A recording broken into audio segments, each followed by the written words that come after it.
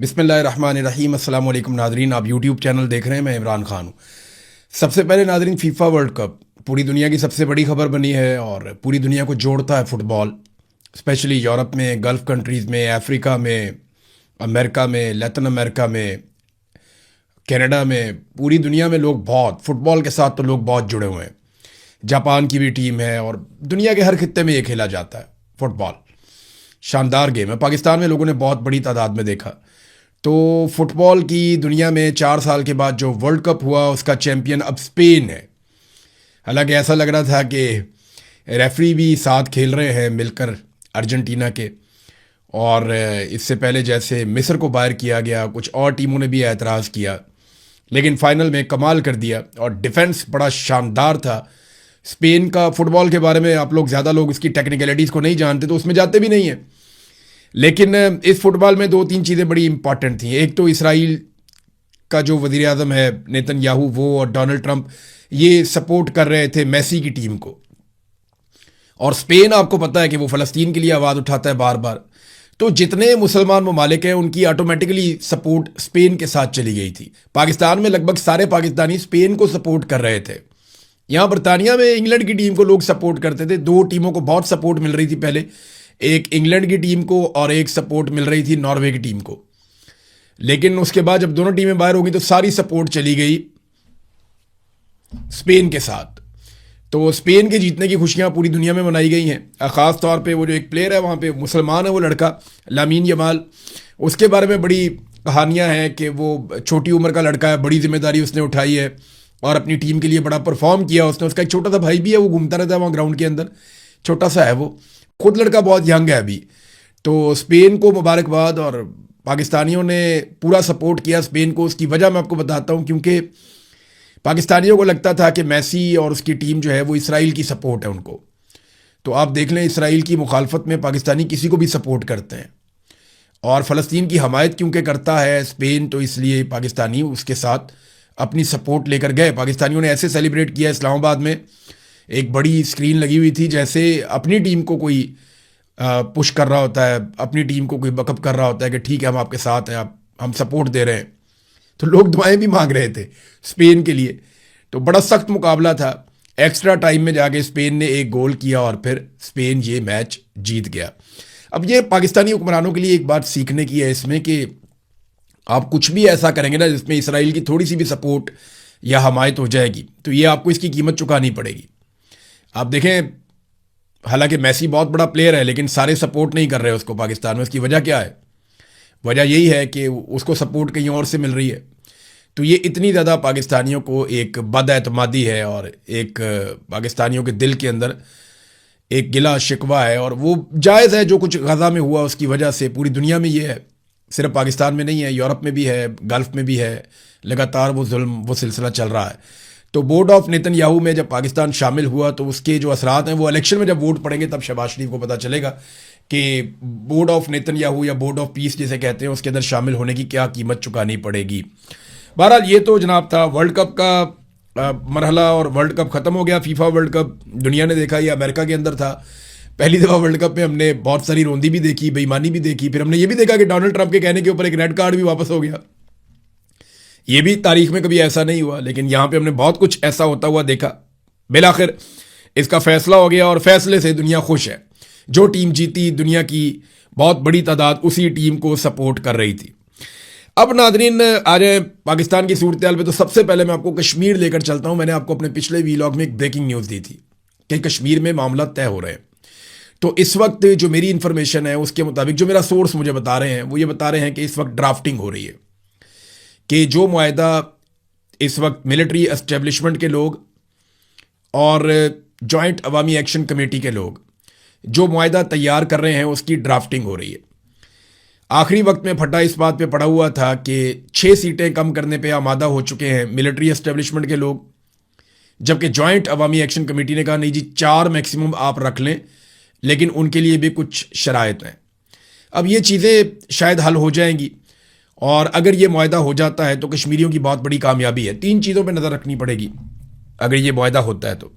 Number 1, election की तारीख कहाँ तक जाती है, और जॉइंट अवामी एक्शन कमेटी अपने जो हमायत याफ्ता उम्मीदवार हैं उनको मैदान में उतारती है या नहीं उतारती, क्योंकि बहुत सारे जॉइंट अवामी एक्शन कमेटी के लोग हैं जो उनके बड़े वफादार हैं और कश्मीरियों के लिए उन्होंने बड़ी कोशिश की, बड़ी जिद्दोजहद की है। उन लोगों ने कागजात नामजदगी जमा भी करवाए हैं, उनके कागजात नामजदगी जो है मंजूर भी हो गए। तो ये उनके पास एक मार्जिन है कि वो इलेक्शन लड़ सकते हैं। तो इस वक्त जो है वो इलेक्शन की तारीख का मामला है, और दूसरा जो है वो महाजरीन वाली नशस्तें उनका मामला है कि वो कितनी बचती हैं, बाकी 4 या 6 या 0, ये क्या होता है इसके बारे में जो है वो दूसरी ऑप्शन ये है। और तीसरी जो सबसे इंपॉर्टेंट एक चीज़ होगी वो जो कलअदम करार दिया गया जॉइंट अवामी एक्शन कमेटी को, वो फैसला वापस होना, मुकदमात का वापस होना, जो लोग गिरफ्तार किए गए हैं उनको छोड़ना, 4th शेड्यूल से नाम निकालना, यानी जो कुछ भी उनके साथ जुल्म ज्यादती की गई है उसको ख़त्म करना, ये बहुत इंपॉर्टेंट होगा। तो इन 3 चीज़ों से ये फैसला हो जाएगा, और अगर ये फैसला हो जाता है तो सबके लिए विन विन सिचुएशन है कि आज़ाद कश्मीर एक इलेक्शन की तरफ चला जाएगा। लेकिन याद रखिएगा, आज़ाद कश्मीर में इलेक्शन में धांधला करना उतना आसान नहीं होगा जितना माजी में हुआ करता था, क्योंकि मिलिट्री एस्टेब्लिशमेंट यहाँ पे जैसे ही फॉर्म 47 जारी करेगी ना, वैसे ही अवाम निकलकर सड़कों में बैठ जाएगी। फिर इन्होंने ये बता भी दिया कि जब हम बैठ जाते हैं फिर हम उठते नहीं अपना हक लिए बगैर। तो ये अब बताया जा रहा है कि अगले 24 घंटों में, 48 घंटों में कोई ना कोई ऐसी बड़ी डेवलपमेंट आ सकती है, अगर किसी ने बहुत ऊपर से कोई रुकावट ना डाली तो। और याद रखिएगा, ये मुज़ाकरात पाकिस्तान की मिलिट्री एस्टेब्लिशमेंट और जॉइंट अवामी एक्शन कमेटी के बीच में हुए। सहूलतकारी अदा की कुछ पाकिस्तान के बाहर से आने वाले लोगों ने, ओवरसीज़ ने, लेकिन फेस सेविंग के तौर पे इसमें कुछ सियासतदान ज़रूर डाले जाएंगे मिलिट्री एस्टेब्लिशमेंट की जानिब से, क्योंकि वो अपने ऊपर इन चीज़ों का बोझ नॉर्मली नहीं लेते। नाज़रीन, मैं आपको बताता हूं कि क्या कुछ हुआ आज़ाद कश्मीर में। इसकी एक छोटी सी मैं आपको मिसाल देता हूं। एक कहानी है 2 भाइयों की। रावला कोट में जब फायरिंग हुई, गोली चली और बहुत बुरे हालात हुए, उस वक्त एक नौजवान है, उसे गोली लग गई। उसका भाई रिक्शा ड्राइवर है। मुझे इन दोनों का नाम भी पता है, ज़्यादा मैं डिटेल में जाऊंगा तो प्रॉब्लम भी हो जाती है, लेकिन मैं आपको बात बता देता हूं कि एक्चुअली हुआ क्या। और वो बेचारे अभी भी वहां रावलपिंडी में बंद हैं, अडयाला जेल में। एक नौजवान है, उसे गोली लग गई और गोली उसकी बॉडी को क्रॉस कर गई, धड़ पे उसकी गोली लगी और गोली क्रॉस कर गई। तो उन्होंने कहा जी इसको फौरी तौर पे आप यहां से शिफ्ट करें किसी बड़े अस्पताल में। तो आज़ाद कश्मीर से उसका भाई उसको लेकर यहां इस्लामाबाद रावलपिंडी में आ गया और एक सरकारी अस्पताल के अंदर उसका इलाज शुरू करवाया। वहां पे जनाबे अली पुलिस आती है और आकर उन दोनों भाइयों को गिरफ्तार कर देती है। एक भाई जख्मी है, दूसरा भाई जो रिक्शा ड्राइवर है वो अपने भाई के साथ आया और उसका कोई ताल्लुक नहीं किसी चीज से। दोनों को गिरफ्तार कर लिया गया। 17-18 दिन हो गए। एक भाई जो है वो जेल के अंदर बंद है और उसको शनाख्त परेड में डाला गया कि जनाब शनाख्त परेड हम करेंगे तो हमें पता चलेगा कि तुम किस जुर्म में मुलव्वस हो। जब 17 दिन के बाद उसकी शनाख्त परेड करवाई गई तो पता चला उसको डाल दिया 26 नवंबर 2024 के मुकदमे में। ना उसका कोई ताल्लुक, ना वो कभी उस दिन इस्लामाबाद आया, वो आज़ाद कश्मीर का रहने वाला। उसको उठाकर 2 साल पुराने एक मुकदमे के अंदर डाल दिया। 1.5-2 साल हो गए। उस मुकदमे में उसको डाल दिया एक भाई को, और दूसरा भाई अभी भी जेल में कैद है और अस्पताल में उसका इलाज हो रहा है। ये इस लेवल का जुल्म पाकिस्तान के अंदर किया गया कश्मीरियों के साथ। वो बेचारे इलाज करवाने के लिए आए थे, उन्हें गोली मारी थी, सरकारी गोली लगी हुई थी। तो अब जब तक वो जरा सेट नहीं हो जाते तब तक उनके ऊपर दबाव डाला जाएगा। इस मुकदमे के अंदर उन्हें दबा के इस बात पे कायल किया जाएगा कि किसी भी सूरत में तुमने हमारे खिलाफ कोई स्टेटमेंट नहीं देना, कोई बयान नहीं देना, लिहाजा चुप करके वापस जाओ। और अब दोनों भाइयों की गिरफ्तारी डाली हुई है। एक को उठा के 26 नवंबर 2024 के मुकदमे में डाल दिया है और उसकी शनाख्त परेड भी करवा दी है, और दूसरा जो है उसके बारे में अभी कोई इन्फॉर्मेशन नहीं है, लेकिन वो उसको गोली लगी हुई है, वो जख्मी है। ये नाज़रीन ये एक कहानी है सिर्फ। तो ऐसी बहुत सारी कहानियां हैं जो आपको वहां सुनने को मिलती हैं। नाज़रीन, मौलाना और ताहिर अशरफी, इन दोनों ने एक दूसरे के कपड़े उतारने के चक्कर में एस्टेब्लिशमेंट को नंगा कर दिया। पहले आप देखिए, इन्होंने एक पोल खोला एक दूसरे का। जरा ये पोल आप सुने, आपको बड़ी हैरत होगी। और मैं आपको एक ऐसा पहलू और एक ऐसी चीज बताऊंगा कि आप सर पकड़ के बैठ जाएंगे कि ये मौलवी हमें बेवकूफ समझते हैं। पहले आप सुने कि मौलाना फजलुर रहमान ने जो वकला का कन्वेंशन है उसमें खड़े होकर ताहिर अशरफी के बारे में क्या कहा, ये जरा आप सुनिए। और एक मौलवी साहब अगले दिन रात को एक खाने पर मेरे साथ बैठा है, मुझे मुबारकबाद भी दे रहा है जलसे की, और अगले दिन रो रहा है मौलाना साहब ने रो के भी दिखाया थोड़ा सा ना, एक्टिंग करके। तो ये ताहिर अशरफी के बारे में कह रहे हैं कि वो आया मेरे पास और मुझे जलसे की मुबारकबाद दे रहा था, और अगले दिन टीवी पे देखा तो वो रो रहा था। ये क्या ड्रामा है? अच्छा, ताहिर अशरफी का जरा जवाब सुन लेते हैं, फिर मैं आपको बताता हूँ बड़ी मजे की कहानी कि ये दोनों मौलवी एक दूसरे के कपड़े उतारने के चक्कर में पाकिस्तान की मिलिट्री एस्टेब्लिशमेंट को नंगा कर गए। ये जरा आप सुनिए, ताहिर अशरफी साहब मौलाना को जवाब दे रहे हैं। आपने जलसे के हवाले से बात हुई तो दोनों बातें आपको बतानी चाहिए थी। जहां मैंने आपसे ये कहा कि बहुत अच्छा जलसा आपने किया, वहां मैंने आपसे ये कहा कि कुछ जुमले, कुछ चीजें आपने सख्त कही। वो कहते हैं जी मैंने आपके जलसे की तारीफ जरूर की थी, लेकिन मैंने आपको बता दिया था कि कुछ चीजें और कुछ जुमले आपने सख्त कहे हैं। ये उन्होंने ऐतराज वहां पे फजलुर रहमान साहब के मुंह पे कर दिया था। अब मेरा एक सादा सा आपसे सवाल है, आपका कोई जानने वाला है, आप उसके अंदर कोई बुराई देखते हैं और आप उसे वहां पे बताते हैं कि जनाब ये तो चीज आपकी बहुत अच्छी, कपड़े आपने बहुत अच्छे पहने लेकिन खाना आपने ठीक तरीके से नहीं खाया, या फलानी चीज तो आपने बहुत अच्छी की है लेकिन ये वाला काम आपने गलत किया है। तो आपने अपने दोस्त को, अपने जानने वालों को, या जिसके साथ आपका अच्छा ताल्लुक है, आपने उसको बता दिया कि जनाब ये चीज मुझे लगा कि आपकी ठीक होनी चाहिए थी, ये चीज आपकी बहुत अच्छी थी, ये चीज आपकी बुरी थी। इतना ही करेंगे ना आप, या उसके बाद आप जाएंगे और जाकर टीवी चैनल के ऊपर बैठ के आप एक प्रेस कॉन्फ्रेंस करेंगे और उसमें रोना शुरू हो जाएंगे कि जनाब वो आपने बहुत बुरा किया। जब आप मौलाना फजलुर रहमान साहब से मिले और आपने उन्हें बता दिया कि ये चीज आपने ठीक नहीं की, तो उसके बाद फिर आपको टीवी पे बैठ के आप किसको साबित कर रहे थे कि जनाब मैं आपका वफादार हूं, जनाब मैं आपका पालतू हूं, जैसे आप कहेंगे मैं वैसे ही करूंगा, जैसे आपने मुझे पाला पोसा बड़ा किया तो मैं आपकी खिदमत के लिए हाजिर हूं। और आप उसी मौलाना जिसके साथ आप बैठ के आए, जिसको आप तारीफ करके आए, जिसको आपने आपके बकौल आपने कहा भी कि सख्त आपने कुछ बातें की हैं, तो वो आप आगे प्रेस कॉन्फ्रेंस में आप बताएंगे। यानी आपका एक दोस्त है, आप उसे मिलते हैं, उसे कहते हैं यार अपनी ये चीज ठीक कर ले, तो ये आप दो दोस्तों की बात है ना। फिर आप जाते हैं प्रेस कॉन्फ्रेंस करके, वहां पे भी वो बात आप करते हैं, तो इसका मतलब है आपका मोटिव कुछ और है। अब इन दोनों ने एक दूसरे के कपड़े कैसे उतारे? फजलुर रहमान साहब ने ताहिर अशरफी साहब को कहा कि आप तो मेरे पास आए थे, मेरी तारीफें कर रहे थे, फिर उधर चले गए। ताहिर अशरफी ने आगे से कहा मैं वो भी बताऊं, वो जो आप मुझे कह रहे थे किसी को पैगाम भेजना है। अंदाजा करें, ये मौलाना साहब को कह रहे हैं कि जब रजीम चेंज ऑपरेशन हो रहा था, जब इमरान खान की हुकूमत गिराई जा रही थी, तो उस वक्त तो आपको ये फौज बहुत अच्छी लग रही थी। तो ताहिर अशरफी ने यह बात कंफर्म कर दी कि रजीम चेंज ऑपरेशन जब हुआ, जब इमरान खान की हुकूमत गिराई गई, तो वो फौज गिरा रही थी। इसीलिए फजलुर रहमान को उस वक्त फौज अच्छी लग रही थी, और आज फौज फजलुर रहमान को अच्छी नहीं लग रही, और फजलुर रहमान ताहिर अशरफी के जरिए से फौज को कोई पैगाम भी भेजना चाहते हैं। और इलेक्शन से 3 दिन पहले भी फजलुर रहमान ने कुछ ऐसा किया जो ताहिर अशरफी को पता है। यानी अब हुआ ये कि फजलुर रहमान को गंदा करने के चक्कर में ताहिर अशरफी ने अपने मालिकों के कपड़े उतार दिए, उनके बारे में बता दिया जनाब कि उनके ये हालात हैं, और फौज जो है वो सियासत में कितनी मुदाखलत करती है। फजलुर रहमान साहब खुद से बता रहे हैं, उन्होंने कहा जनाब मुझे तो फौज ने कहा था, मुझे तो इन्होंने कहा था एस्टेब्लिशमेंट ने कि हम हुकूमत गिरा देते हैं खैबर पख्तूनख्वा की और आपको हुकूमत बना देते हैं, बंदे तोड़ के आपको दे देते हैं, तो मैंने इनकार कर दिया था। फजलुर रहमान साहब ने इनकार नहीं किया था, फजलुर रहमान साहब की दाल गली नहीं। अगर फजलुर रहमान साहब ने इनकार किया होता ना, तो कम से कम फजलुर रहमान साहब पेशावर हाई कोर्ट में वजीर आला खैबर पख्तूनख्वा के इलेक्शन को रुकवाने के लिए रुजू ना करते। फजलुर रहमान साहब ने बाकायदा पेशावर हाई कोर्ट से रुजू किया था सुहेल आफरीदी के वजीर आला बनने के प्रोसेस को रुकवाने के लिए। ये उन्होंने क्यों किया था? ये उन्होंने इसीलिए किया था ताकि वो अपना वजीर आला बना सके।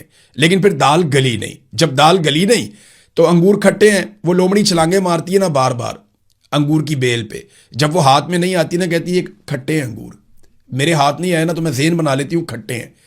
तो फजलुर रहमान साहब ने कहा अंगूर खट्टे हैं, भाई मैं उस घोड़े पे बैठता ही नहीं जिसकी लगामें मेरे कंट्रोल में ना हो, और मैं नहीं ये करूंगा, आप मुझे बंदे तोड़ के देंगे तो मैं ऐसा नहीं करूंगा। ये उसूल उन्हें तब याद आया जब उन्हें पता चला कि हम उसूल तोड़ के भी हुकूमत नहीं बना पा रहे। तो फजलुर रहमान साहब तो गए थे कोर्ट में इस इलेक्शन को रुकवाने के लिए। तो एक ये चीज अपने जहन में रखें, जब उस्मान चौधरी साहब हैं एक जर्नलिस्ट, फजलुर रहमान साहब जब वहां से निकले तो उन्होंने एक सवाल किया, और फजलुर रहमान साहब का सारा बयानिया जितना उन्होंने घड़ के बनाया था ना, वो एक सवाल के अंदर वाड़ दिया उन्होंने। उस्मान चौधरी ने एक ही सवाल किया, उसने कहा जनाब जो मखसूस नशस्तें आपने माले गनीमत के तौर पे ली हुई हैं वो आप कब छोड़ेंगे? फजलुर रहमान साहब का मुंह बन गया। अब उन्हें समझ ही नहीं आया, कभी वो इधर देखें कभी वो बेचारे अजीब वो कपकपाहट में चले गए कि मैं जवाब क्या दूं इस बात का। मैंने चोरी करके पाकिस्तान तहरीक इंसाफ की मखसूस नशस्तें ली हुई हैं अदालत के साथ मिलकर 2 नंबरी करके, मैं अब इलेक्शन पे तनकीद कर रहा हूं तो मैं किस मुंह से कर रहा हूं? ये सवाल मेरे से क्या कर लिए? तो वहां जो 7 लोग मौजूद थे उन्होंने कहा जी ये क्या सवाल हुआ, हम क्यों छोड़े सीटें? तो फजलुर रहमान साहब को उन्होंने पतली गली से निकाला वहां से। तो उस्मान चौधरी साहब को शाबाश है कि उन्होंने बहुत टेक्निकल सवाल बड़े मौके पे फजलुर रहमान साहब से किया जिसका उनके पास जवाब नहीं था। बहरहाल एस्टेब्लिशमेंट पे थोड़ी सी डोज अपनी फजलुर रहमान साहब ने तेज की है और कुछ स्टेटमेंट मजीद भी फजलुर रहमान साहब ने दी है। मिसाल के तौर पे उन्होंने कहा कि मैंने कोई गलत बात नहीं की है, मैं आपकी पॉलिसियों से इख्तलाफ कर रहा हूं तो आप मेरे बयान की खुद से तशरीह कर रहे हैं। यानी फजलुर रहमान सरेंडर नहीं करेगा, मेरे माँ बाप ने मुझे सरेंडर होना सिखाया ही नहीं। फजलुर रहमान साहब ने बड़े सख्त अल्फाज बोलना शुरू कर दिए। फिर फजलुर रहमान साहब ये मैं क्यों माफी मांगू, तुम माफी मांगो, ये भी कहा फजलुर रहमान साहब ने। ये तो इमरान खान साहब का जुमला है ना। फजलुर रहमान साहब वही सारी चीजें करने की कोशिश कर रहे हैं जो इमरान खान साहब ने की थी, लेकिन फजलुर रहमान साहब को आग का दरिया अबूर करना पड़ेगा। ये उंगली कटा के शहीद नहीं बन सकते। यानी ऐसा नहीं होगा कि फजलुर रहमान साहब की एक उंगली कटी हुई है और वो कह रहे हैं देखो मेरा नाम शहीदों में लिख दो, नहीं होगा। वो पीटीआई ने बहुत मार खाई है। फजलुर रहमान साहब को अपना पूरा खानदान जेलों में भरवाना पड़ेगा, अपने घरों की जो खवातीन हैं उन तक को जेलों के अंदर भरवाना पड़ेगा, अपने जो पूरी पार्टी है उसको कलदम करवाना पड़ेगा, अपने हज़ारों कारकुनों को जेलों में भरवाना पड़ेगा, बहुत सारे कारकुनों का खुदा न खास्ता कत्ल हो जाएगा और फिर इनकी पार्टी का इंतखाबी निशान भी ले लिया जाएगा, जबरी तौर पर गुमशुदा किया जाएगा। इनकी पार्टी के बहुत सारे लोगों को, फजलुर रहमान साहब को और इन सब लोगों को टॉर्चर किया जाएगा। फजलुर रहमान साहब पे गोलियां चलेंगी, उसके बाद इनकी टूटी हुई टांग का मजाक उड़ाया जाए और फिर इनके भाइयों को भी निशाने इबरत बनाया जाए। इनके ऊपर 300 मुकदमा चोरी डकैती समेत हर चीज के डाल दिए जाएंगे और उसके बाद इनके लोगों से जबरदस्ती प्रेस कॉन्फ्रेंसेस भी करवाई जाए।